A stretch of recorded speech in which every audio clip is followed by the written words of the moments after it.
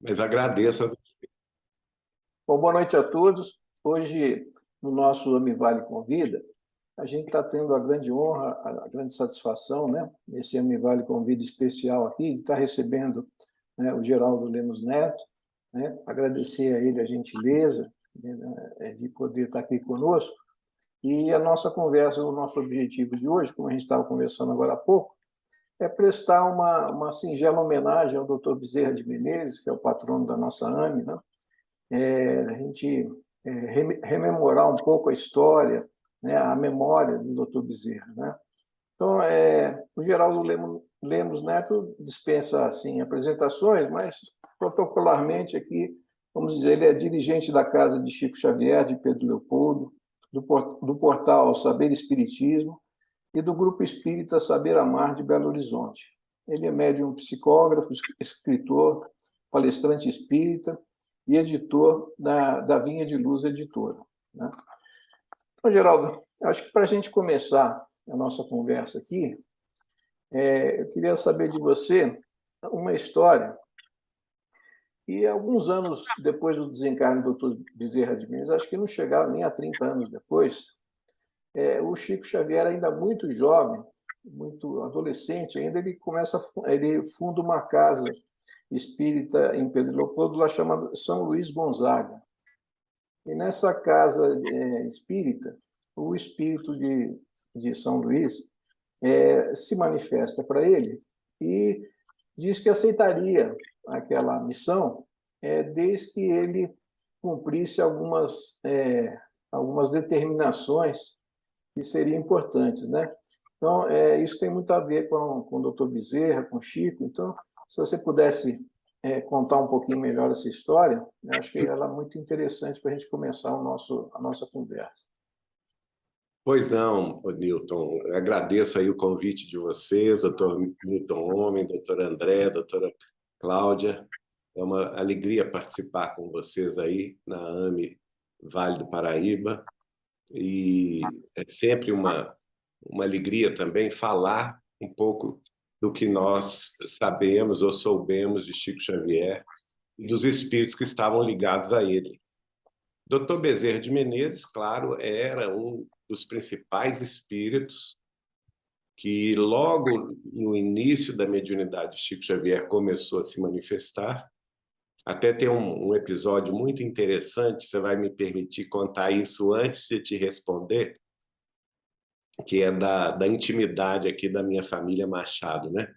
A minha avó já estava casada, ela foi colega de Chico no grupo escolar em Pedro Leopoldo. E também o irmão dela, que era um ano mais velho que Chico, João Machado Sobrinho, que residia naquela época em Uberaba, por questões de política e também ele trabalhava no Banco do Brasil e era professor de economia e acabou tendo que abandonar o Banco do Brasil e se mudar para Belo Horizonte. E como ele não tinha onde ficar em Belo Horizonte, ele acabou pedindo apoio de minha avó, Carmen, que era recém-casada, e ela tinha uma funcionária que cuidava, trabalhava junto com ela, na cozinha, na arrumação, e a funcionária, quando viu uma outra família chegando de mala e cuia, não é, na casa, apavorou-se e decidiu ir embora na calada da noite. Só que essa funcionária era médium, não é? E um senhor de barbas brancas, um velhinho muito simpático, se apresentou para ela e falou assim: minha irmã, não faça isso. Você vai deixar a Carmen sozinha, justamente no momento em que ela mais precisa do seu auxílio, da sua cooperação. Ela está recebendo o irmão que está vindo do interior com a mulher e as filhas e vai ficar sobrecarregada. Então é um momento de você dar testemunho da sua fé em Deus e da sua colaboração fraterna para com a nossa irmã Carmen. E aí essa funcionária ficou muito assim impressionada com a visão que ela teve e contou para minha avó Carmen: olha, logo na manhã seguinte, Dona Carmen, aconteceu isso, eu já ia embora, minha mala já estava pronta quando apareceu esse senhor. E minha avó, que era muito ligada ao Chico, foi a Pedro Leopoldo.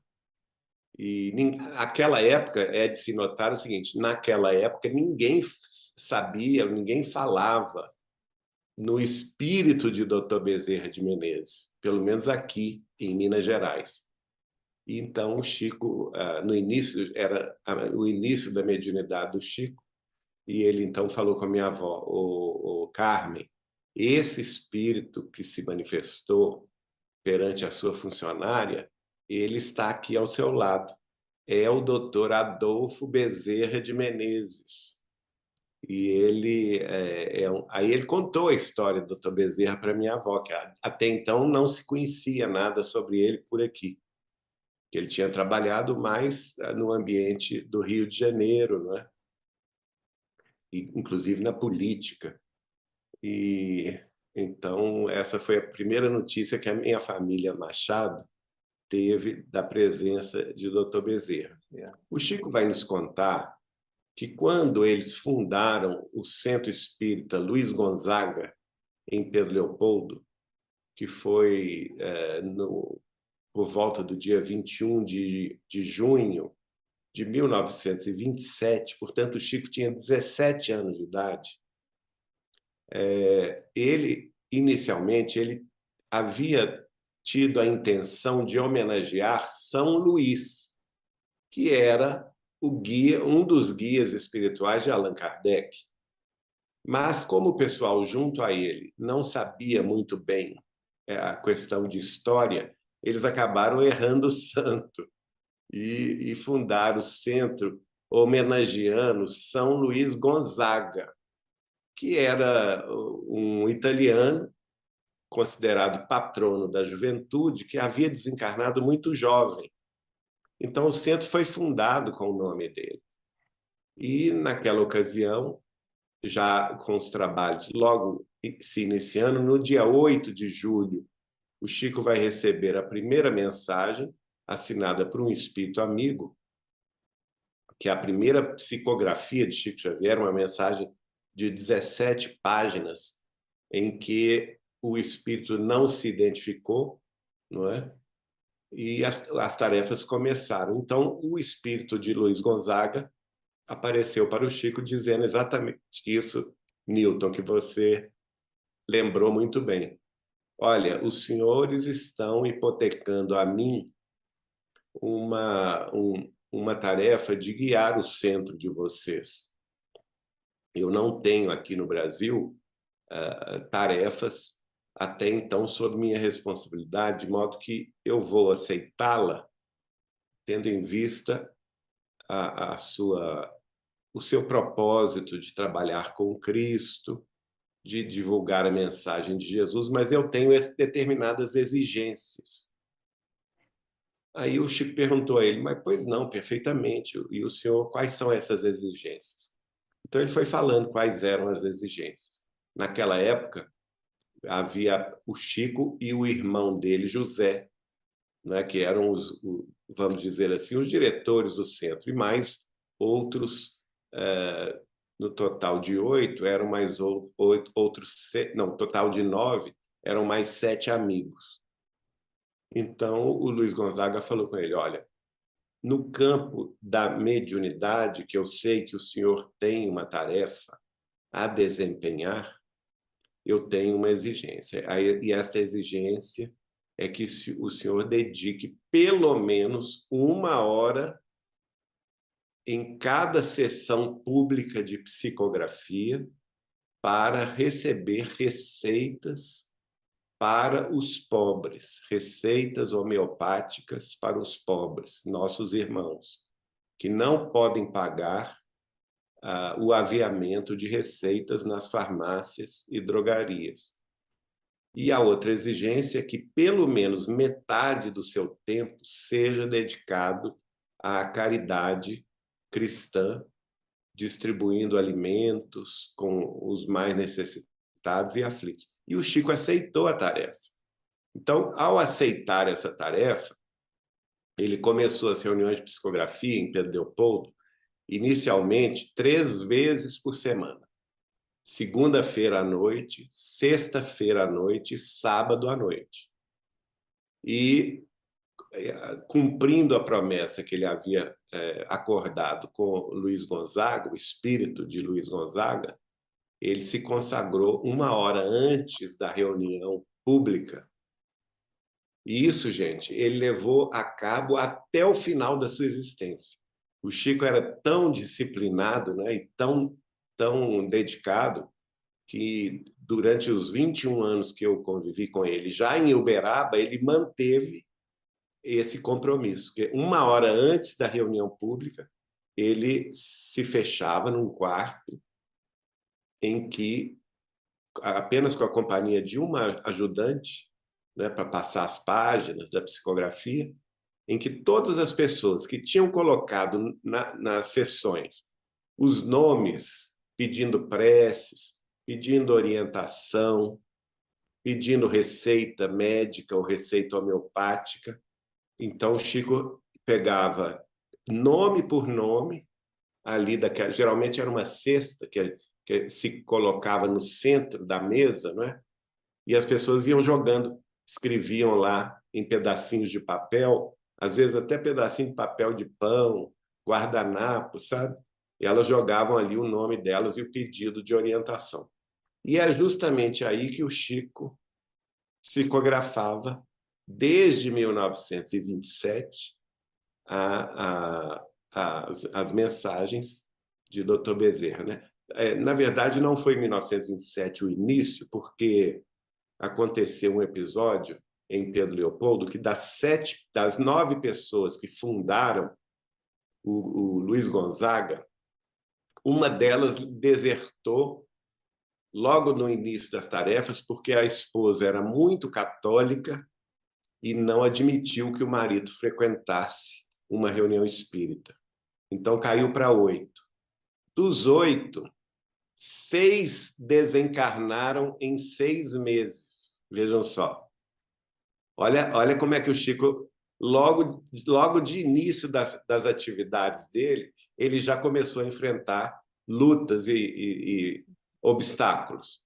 Então, 6 desencarnaram. Inclusive, a dona da casa, Dona Josefa Barbosa Chaves, em cujo local se realizaram as primeiras reuniões.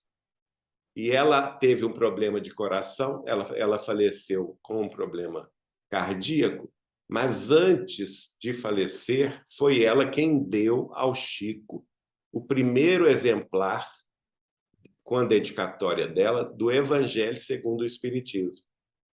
E falou com ele: você fique firme nas tarefas, espelhando-se no Evangelho segundo o Espiritismo em todos os dias da sua vida futura. Ele era um rapazinho de 17 anos. Então, ficaram somente ele e o irmão dele, José Xavier. Acontece que o irmão era casado com uma senhora que tinha problemas mentais. De vez em quando, ela era internada no sanatório em Belo Horizonte. E nessa época ocorreu um fato desses, né? E esse casal tinha 2 filhos. Um deles era o Emanuel Luiz, que havia nascido sem os braços e sem as pernas. Então, o José Xavier, irmão de Chico, estava desempregado, e o único emprego que ele arrumou foi justamente à noite. Então, ele teve que abandonar o centro espírita. E o Chico, então, ficou sozinho durante 3 anos, porque eles foram refundar novamente o centro no dia 31 de outubro de 1931, quando ele, então, recebe uma mensagem de João Batista muito interessante. Então, ele passa a receber, passa a cumprir, vamos dizer assim, a tarefa de Dr. Bezerra de Menezes com a psicografia de receita de Dr. Bezerra de Menezes a partir de novembro de 1931. E não parou, não é? Ele recebia Até, não sei se dá para compartilhar, eu trouxe aqui alguns originais para vocês verem. Posso mostrar se quiserem. Deixa eu ver aqui. Deixa eu ver se eu consigo botar você para compartilhar aqui. Aqui na tela aparece. Parece? Deixa eu botar para todos compartilharem. Ah, não, aqui não. Aqui você tem que me habilitar. Eu vou te habilitar. Deixa eu ver aqui, compartilhamento.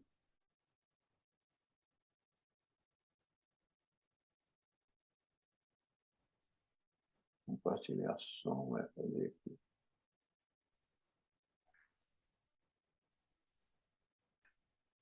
Ou eu posso te mandar e você... Depois disponibilizo aqui para o pessoal. Deixa eu ver aqui.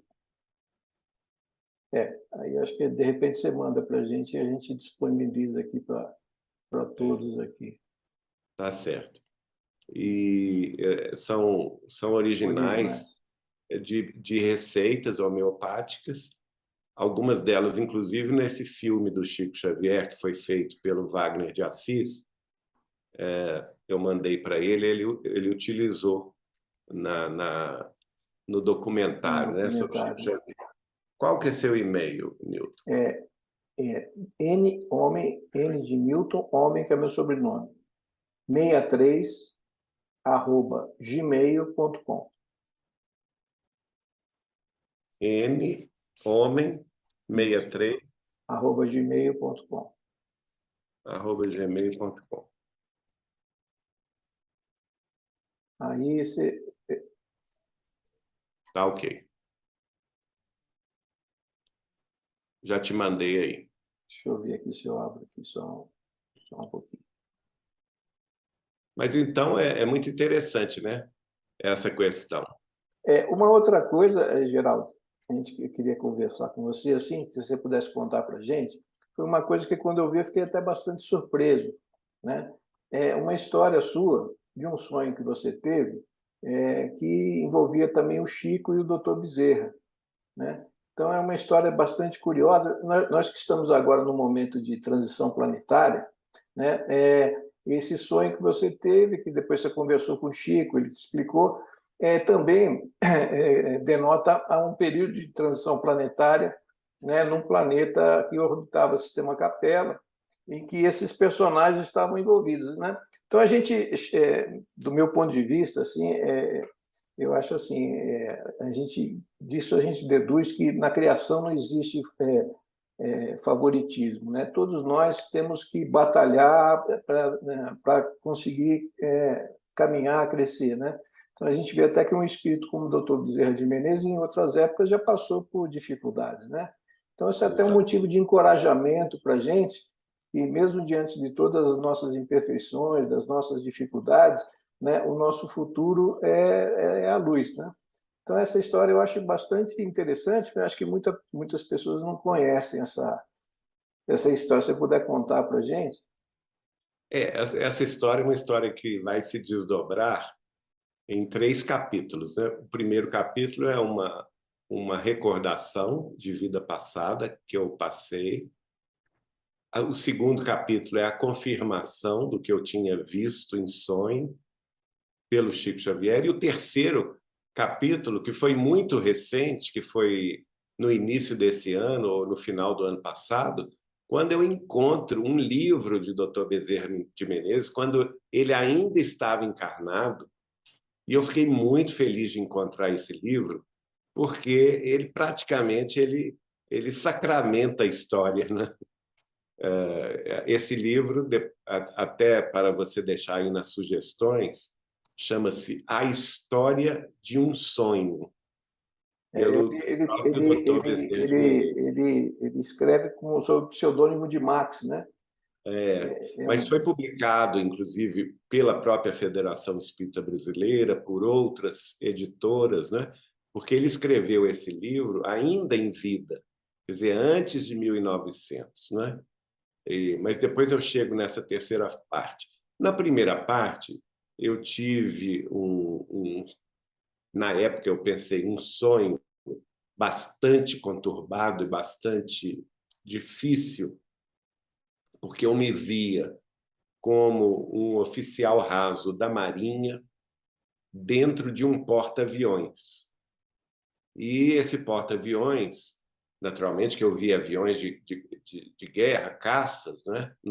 No convés do navio, na pista do navio, do porta-aviões, eu estava junto com outros oficiais de baixa patente, perfilado diante do nosso comandante e deste porta-aviões, e eu via perfeitamente no mar outros navios de guerra, fragatas e outros mais. E nós estávamos posicionados diante de uma cidade que, na minha concepção, se assemelhava a Nova York. Por quê? Porque os prédios que eu via eram todos prédios gigantescos, com mais de 100 andares de pavimentos, né, de altura. Mas uma coisa me chamava a atenção que diferia muito de Nova York, porque essa Nova York nós sabemos que é uma cidade na ilha de Manhattan, que está à margem do rio Hudson, né? Só que essa outra cidade que eu via era, além de ser muito maior que Nova York, ela estava na foz de dois grandes rios. Então não era uma ilha.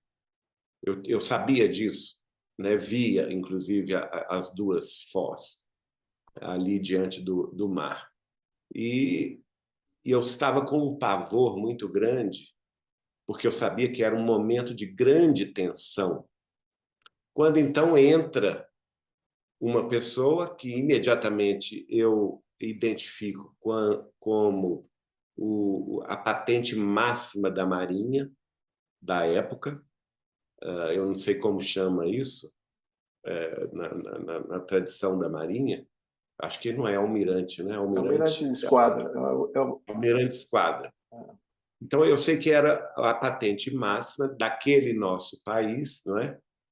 E ele nada mais era do que Chico Xavier. Não é? Eu reconheci imediatamente como este almirante de esquadra como sendo Chico Xavier. Só que um Chico Xavier muito diferente daquele que a gente conheceu, né?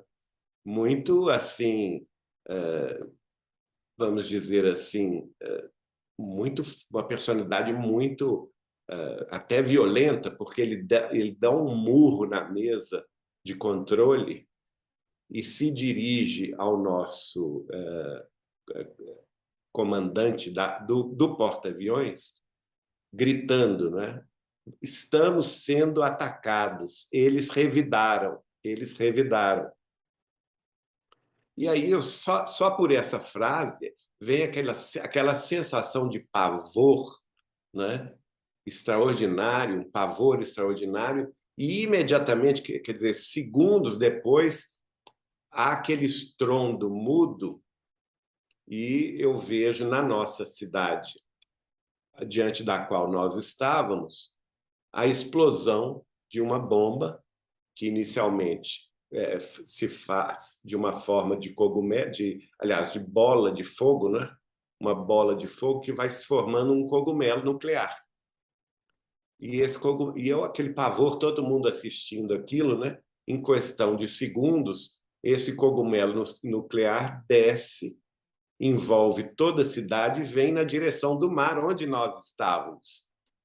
E eu só sentia o mar se levantando e nós todos sendo desintegrados de imediato.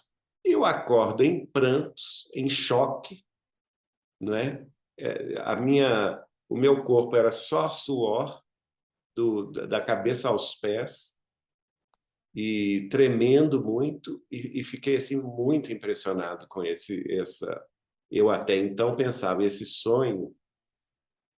E a primeira coisa que me veio à mente eu vou a Uberaba o mais rápido que eu puder para contar isso ao Chico Xavier e ver o que ele pode me dizer sobre isso, porque eu pensava, será que isso é uma premonição do futuro, né? Que nós vamos viver ainda num futuro? Eu fiquei naquela confusão mental. E aí, na próxima oportunidade que fui a Uberaba, foi muito interessante, porque ao chegar na casa de Chico, eu me hospedava lá, porque a minha esposa tinha um irmão, que era o Vivaldo, que morava com o Chico, né? Ele fazia toda a parte de diagramação dos livros do Chico.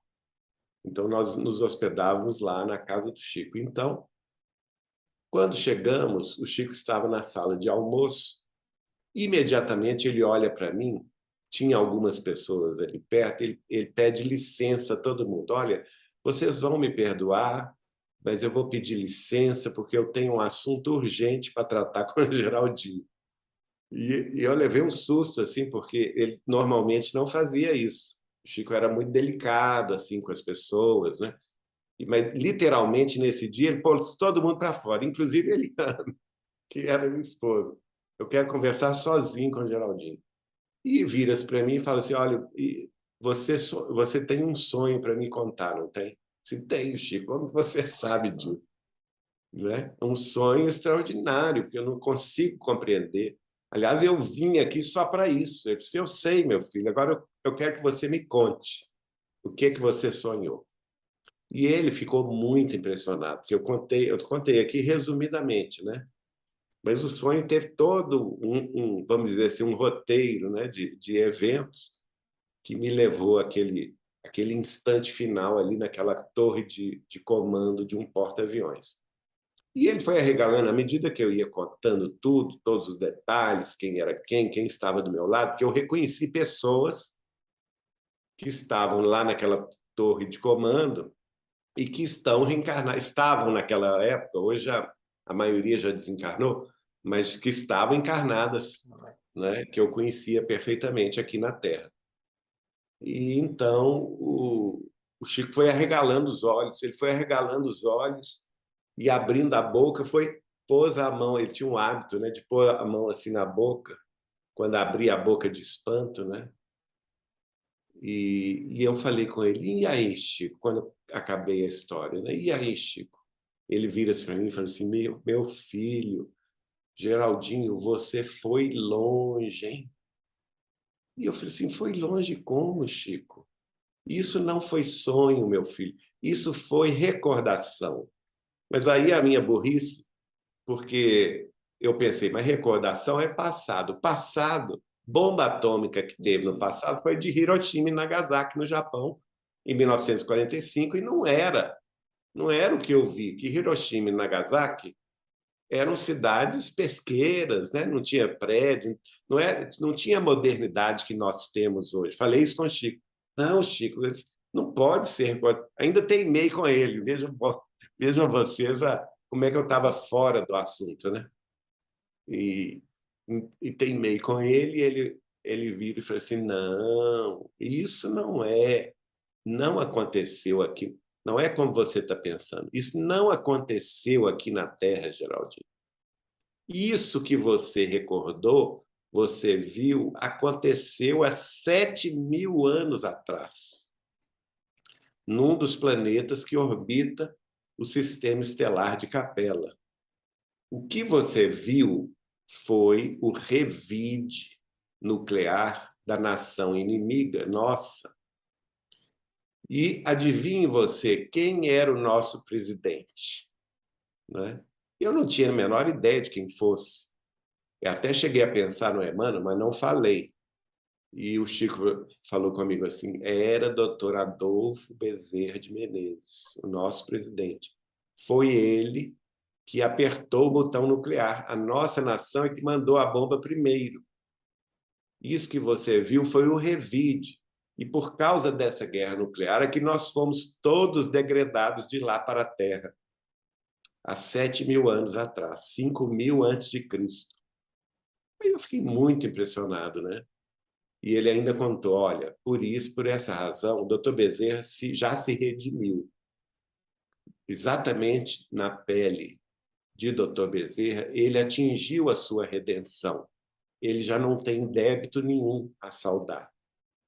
Por isto mesmo, quando ele desencarnou no Rio de Janeiro, no dia 11 de abril de 1900, logo depois dos primeiros descansos, um espírito enviado por Maria de Nazaré vai convidá-lo a ascender ao mundo espiritual superior, porque Maria de Nazaré, nossa Mãe Santíssima, havia convidado o Dr. Bezerra a se integrar, né, a falange dela no trabalho de assistência aos sofredores.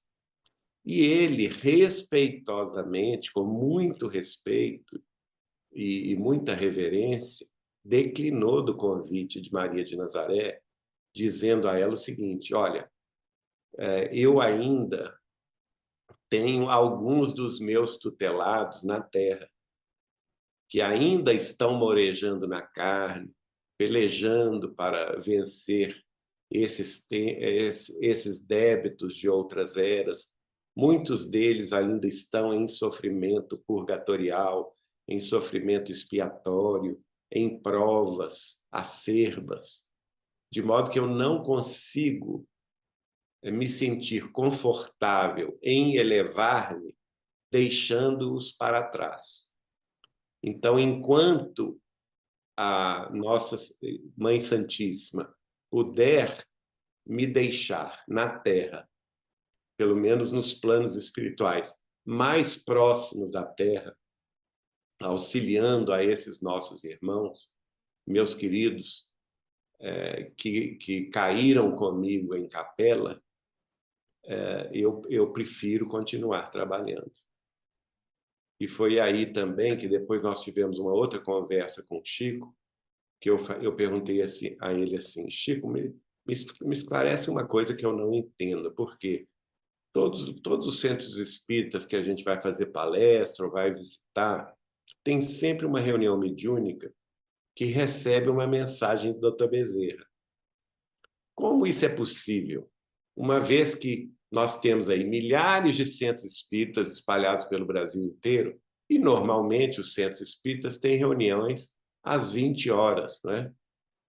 De modo que, como seria possível o Dr. Bezerra estar em toda parte, escrevendo mensagens por vários médios e assinando isso? Foi aí que ele me esclareceu que, nesta ocasião, Maria de Nazaré, ao aceitar a recusa dele em subir e se integrar à sua falange, deu a ele uma ordem que ele cumpriu, a rigor, dizendo a ele o seguinte: olha, eu aceito a sua recusa, compreendo as suas razões, que são muito justas, mas vou impor a você uma disciplina. E ele então mandou perguntar a ela qual disciplina seria essa, e ela então impôs a ele o seguinte: que ele treinasse uma equipe de 3.000 espíritos desencarnados, espíritos de médicos desencarnados, né? De preferência espíritas ou espiritualistas, que deveriam ser treinados diretamente por ele para dar assistência aos centros espíritas e se comunicar com os habitantes da Terra, não é? A fim de que eles recebessem a palavra de Dr. Bezerra de Menezes, em nome de Maria, e que todos eles tinham autorização de Maria de Nazaré, depois de passarem por esse treinamento, de assinarem tal como seu patrono, Dr. Bezerra, né? E assim foi formada essa comissão, lá no início do século XX. Então, eu acredito que todos vocês, médicos espíritas, estão matriculados nessa equipe, não é? E eu me lembro muito bem que a doutora Marlene Nobre, com quem nós tivemos uma amizade muito estreita e muito querida, ela nos contava isso, que foi doutor Bezerra quem pediu a ela expressamente que fundasse a Associação Médico Espírita de São Paulo, inicialmente, né? Depois de Minas Gerais, depois do Brasil e outros, espalhasse essa ideia pelo Brasil e pelo mundo, tarefa que ela levou a efeito muito bem durante toda a sua vida, né? De modo que hoje muitos de vocês estão encarnados também. Um outro aspecto interessante, Geraldinho, eu queria te perguntar o seguinte: esse livro, né, da História de um Sonho, né, que ele ainda encarnado, como você diz, ele escreve, né, provavelmente em decorrência dos desdobramentos que ele estava tendo ali, de uma vivência que ele teve em Vênus, né, encarnado como espírito em Vênus. Isso foi provavelmente depois dessa etapa de Capela, como um período de regeneração dele ali naquela encarnação em. Você vê nitidamente no livro, eu me espantei muito com o livro, porque ele se encontra com o guia espiritual dele. Aliás, neste livro ele revela que o guia espiritual dele é Frei Bartolomeu dos Mártires, né? Que foi um grande espírito cristão que trabalhou muito pela difusão do cristianismo e que é o guia espiritual do Dr. Bezerra. Então, portanto, de uma condição ou similar ou superior ao próprio Dr. Bezerra.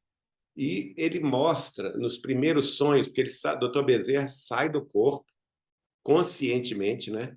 Ele estava morando no Rio de Janeiro e ele relata isso, que ele saía do corpo conscientemente, se encontrava com o Frei Bartolomeu dos Mártires.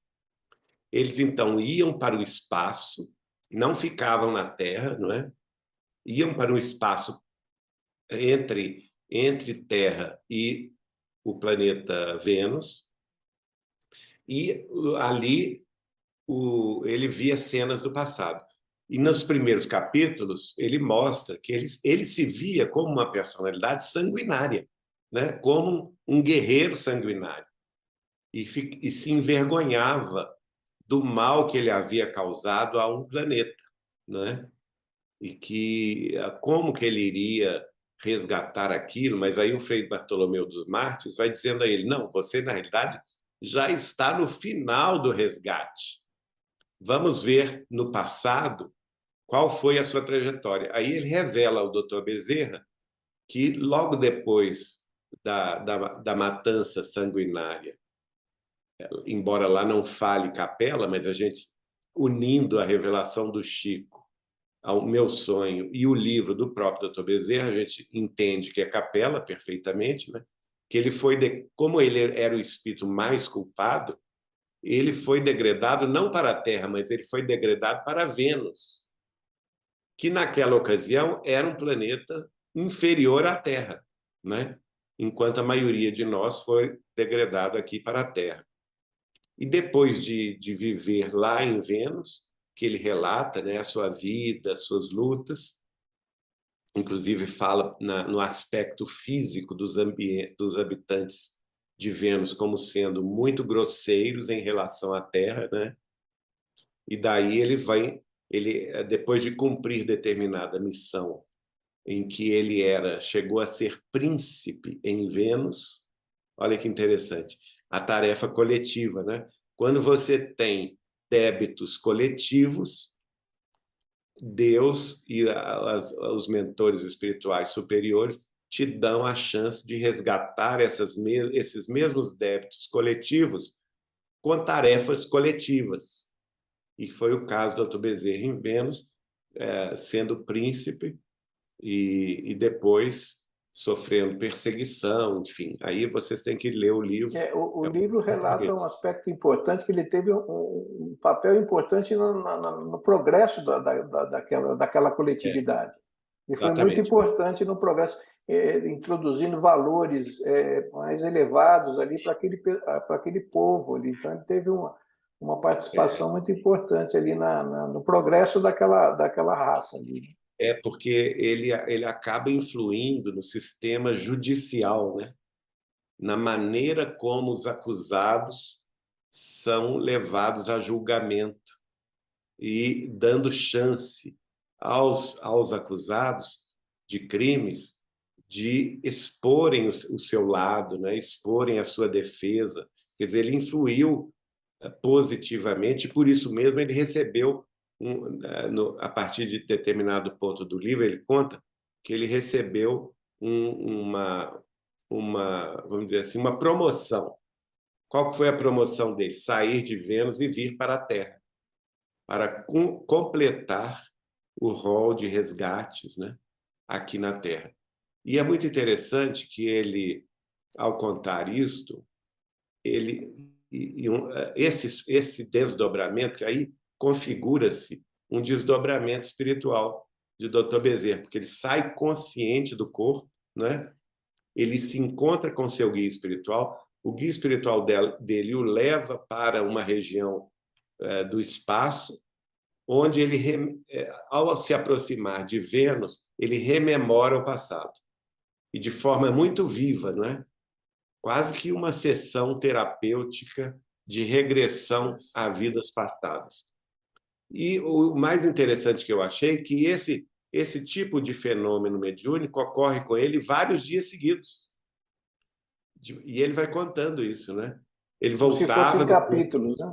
é como se fosse capítulo. Ele voltava no corpo no dia, e lembrava-se de tudo, escrevia o que havia se passado com ele durante o desdobramento perispiritual, já ansiando chegar à noite para continuar, não é? Inclusive a esposa dele, ele conta que ele pediu à esposa e aos filhinhos que tivessem paciência com ele naqueles dias, porque ele estava num programa especial de participação no mundo espiritual, que ele precisava dormir cedo. É muito bacana isso, que ele conta, a gente vê o doutor Bezerra amoroso, né? Ele conta que ele tinha o hábito de brincar com os filhos à noite e que nesses dias de reclusão espiritual, que ele pediu perdão aos filhos, que ele não ia poder estar presente com os filhos à noite, que ele tinha que deitar mais cedo. É muito interessante esse livro e eu achei assim um verdadeiro achado para chancelar essa história espiritual toda, né? O André e Cláudio, se quiserem, estou falando muito aqui, se o André e Cláudio se quiser fazer alguma colocação, uma pergunta para o Geraldinho, à vontade.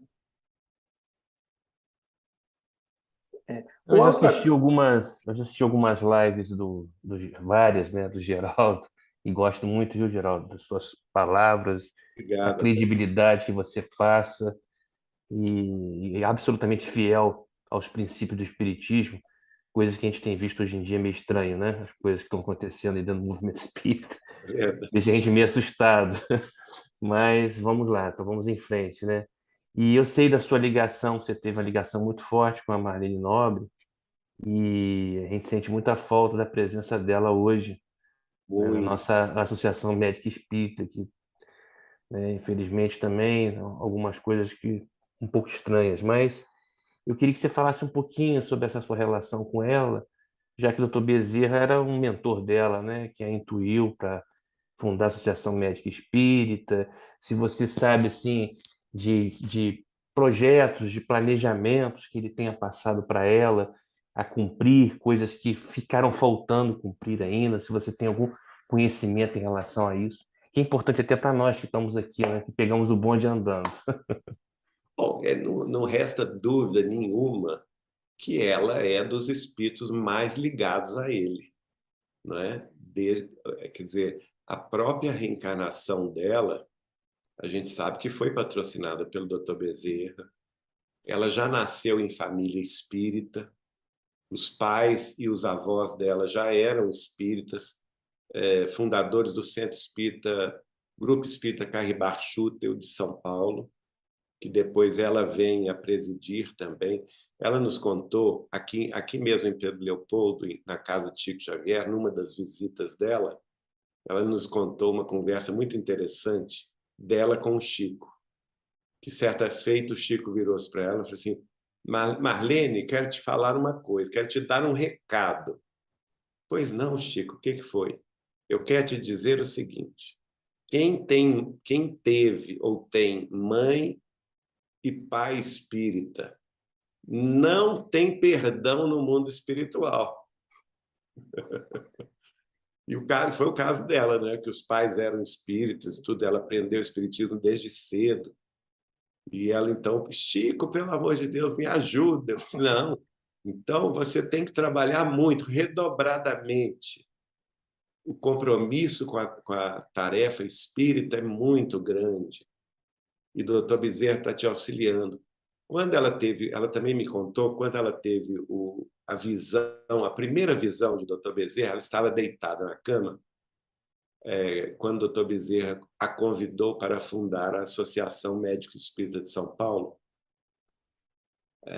e trabalhar na divulgação da ciência e da medicina e da espiritualidade, fazendo essa ponte de ligação, principalmente focando nas revelações da obra de André Luiz, não é?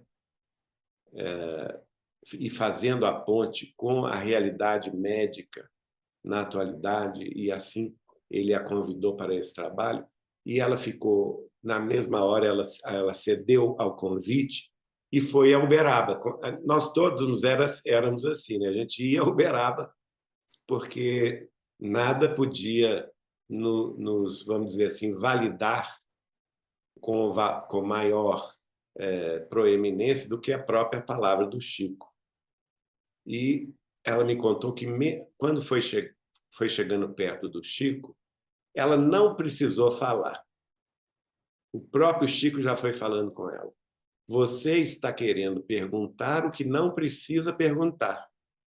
Dr. Bezerra já lhe falou. Eu não preciso falar mais nada.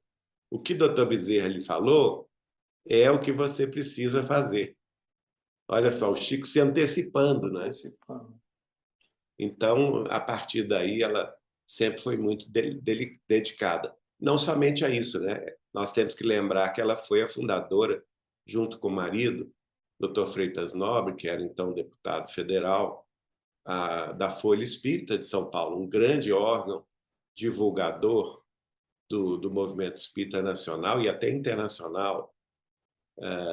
E eles trabalharam muito também com Chico Xavier. Um ponto interessante dela, que ela é de São Paulo, o Grupo Espírita Caribachuta é de São Paulo, capital, e, no entanto, ela vai estudar medicina onde? Em Uberaba, não é?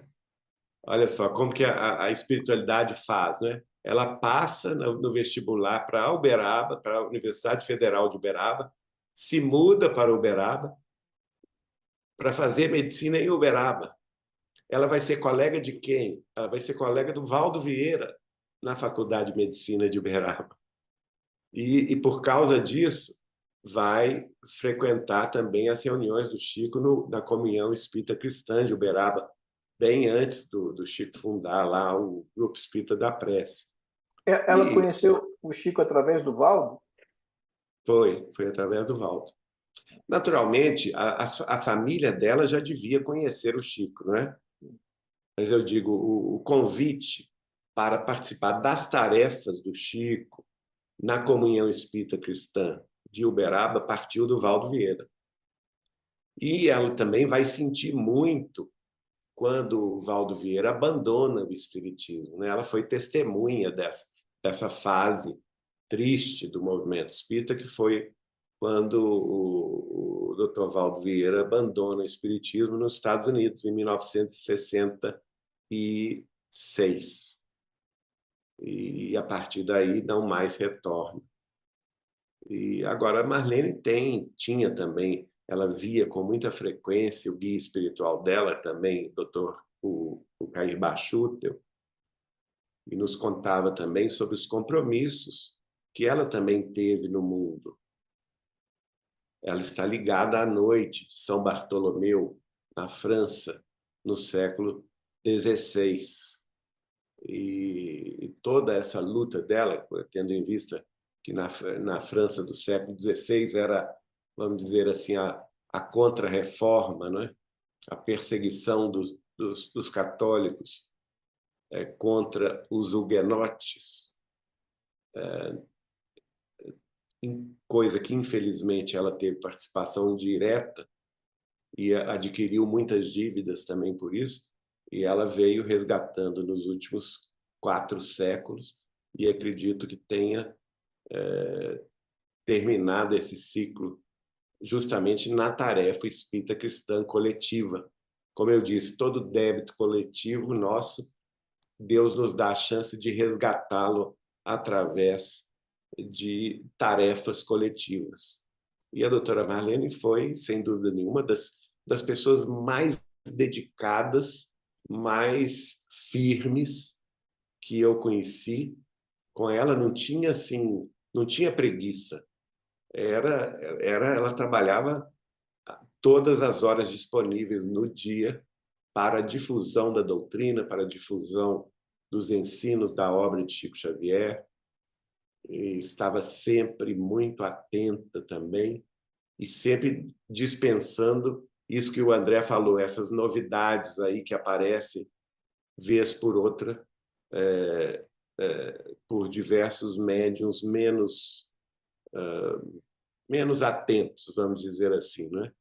E ela era uma das que também ficava muito fiel à obra de Kardec, à obra de Chico Xavier, para evitar contaminação, vamos dizer assim. A gente vê que, diante das dificuldades, aí a gente não pode desanimar nem reclamar, porque todos nós temos um passado, né? A gente vê até espíritos assim como o Dr. Bezerra, a doutora Marlene e tal, né? Também passaram as dificuldades, né? Então a gente tem que manter sempre o nosso bom ânimo, mesmo diante das dificuldades aí que, principalmente hoje em dia, a gente está passando, né? Manter a esperança, né? O bom ânimo e a fé que tudo caminha para o melhor, né? Alguém quer comentar mais alguma coisa, perguntar?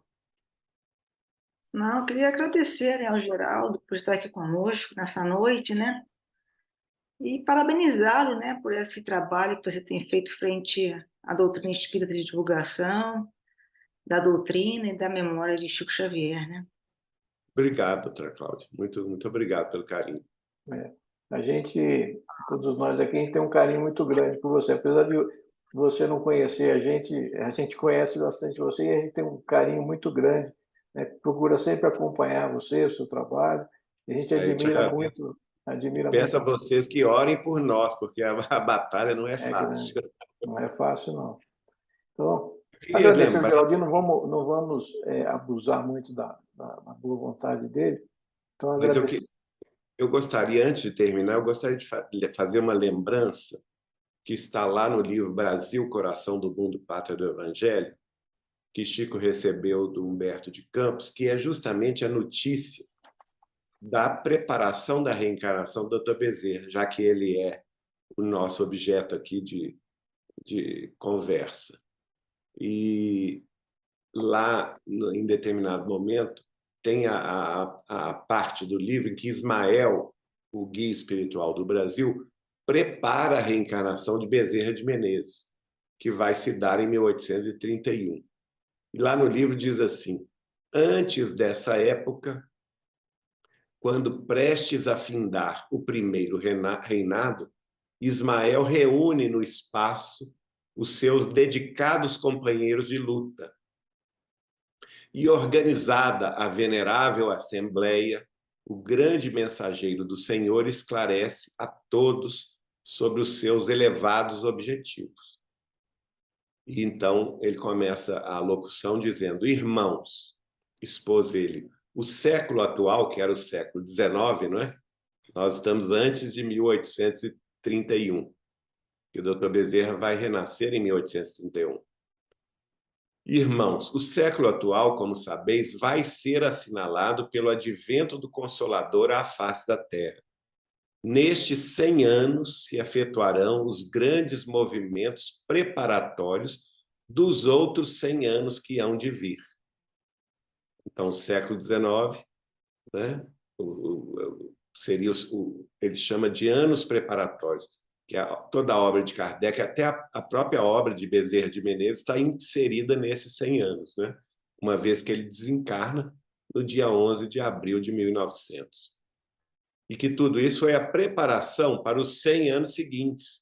Aí a gente já vai ver a obra do Chico, né? Do século XX. As rajadas de morticínio e de dor avassalarão a alma da humanidade no século próximo. Olha como Ismael já previa as guerras mundiais, né? As grandes revoluções que nós tivemos e guerras menores também que nós tivemos no século XX. falando sobre o século próximo, que seria o século XX, dentro dos imperativos das transições necessárias, que serão o sinal do fim da civilização precária do Ocidente. E aí ele vai chamar, dentre essa assembleia, justamente a presença de um dos seus mais destacados servidores, que viria a ser, então, o nosso querido Dr. Bezerra. E humildemente aceita, ele o chama diante de todos os seus colaboradores, isso está lá relatado no livro, e ele humildemente aceita o convite e toma corpo para desempenhar a sua grande tarefa, que de fato foi muito bem desempenhada. Geraldinho, muito obrigado. A gente agradece de coração a sua atenção, a sua presença aqui conosco, né? Foi muito esclarecedor para a gente conhecer um pouquinho mais da história do Dr. Bezerra de Menezes, e a gente tem que procurar sempre relembrar, né, a importância desse espírito aí tão querido de todos nós. Então, para encerrar, nada melhor do que a gente fazer a prece, Dr. Bezerra de Menezes. Nós te rogamos, Pai, de infinita bondade e justiça, as graças de Jesus Cristo, através de Bezerra de Menezes e suas legiões de companheiros. Que eles nos assistam, Senhor, consolando os aflitos, curando os que se tornam merecedores, confortando aqueles que tiverem suas provas e expiações a passar, esclarecendo aos que desejarem conhecer e assistindo a todos quanto apelem a teu infinito amor. Jesus, divino portador da graça e da verdade, estende tuas mãos dadivosas em socorro daqueles que te reconhecem o dispenseiro fiel e prudente. Faze-o divino modelo, através das tuas legiões consoladoras, dos teus santos espíritos, para que a fé se eleve, a bondade se expanda e o amor triunfe sobre todas as coisas.